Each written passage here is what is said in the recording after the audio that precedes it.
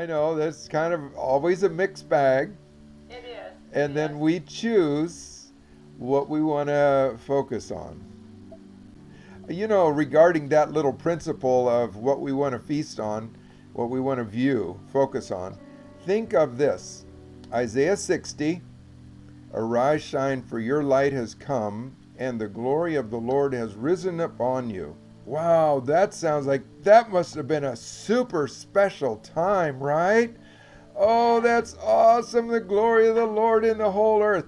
Well, let's see what the next verse says. Darkness covered the earth, and gross darkness covered the people. And then it goes right back into, but you arise, shine, for your light's come. Now, wait a minute. There's a dichotomy happening right here. There's a polarization of realities. One is glory beyond anything we've ever experienced. That's one end of the spectrum. The other end of the spectrum is darkness, not just darkness, gross darkness. And God says, don't be consumed by, don't feast on, don't focus on, don't make your meal the darkness. Now, I like to liken it to, let me see if I have a coin here. I do. Look at here, I've got a quarter in my pocket. So here's a quarter. So one side is heads and the other side is tails. Okay, there's two sides to this coin.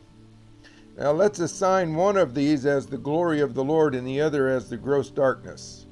Interestingly, they're happening simultaneously. They're two ends of a larger reality. And I can choose to either focus on the heads or the tails. You know, we choose when somebody says, let's toss a coin.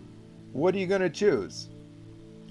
And so we can choose what we feast on, and then that becomes our reality that begins to infect us and influence not only our thoughts, but our world. There's a saying out there that says, right believing leads to right living. And so what we feast on, oh, here's one more verse to go, or one more thought to go along with that. In nature, when a young animal is born, what it sees is what gets imprinted. We call it imprinting. It gets imprinted upon their makeup, their perspective or perception of who they are. So if you raise a baby bird next to you, it won't know what birds are. It thinks it's a human. So what we behold, we become.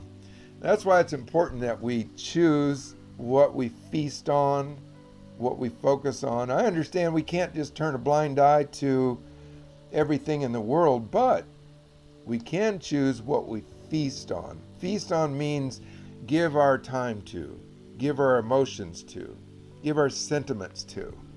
We can choose that. And one other thing about the heads and tails of the coin, that's actually not completely accurate, because the Bible says where sin does abound, grace does abound much more. In a coin analogy, there's 50-50. Yeah. 50% evil, 50% good, right? Not in God's economy. Wherever there's evil, darkness, gross darkness, he says, I got a lot more grace than that. Oh, that's good. Woo! Yeah, come on.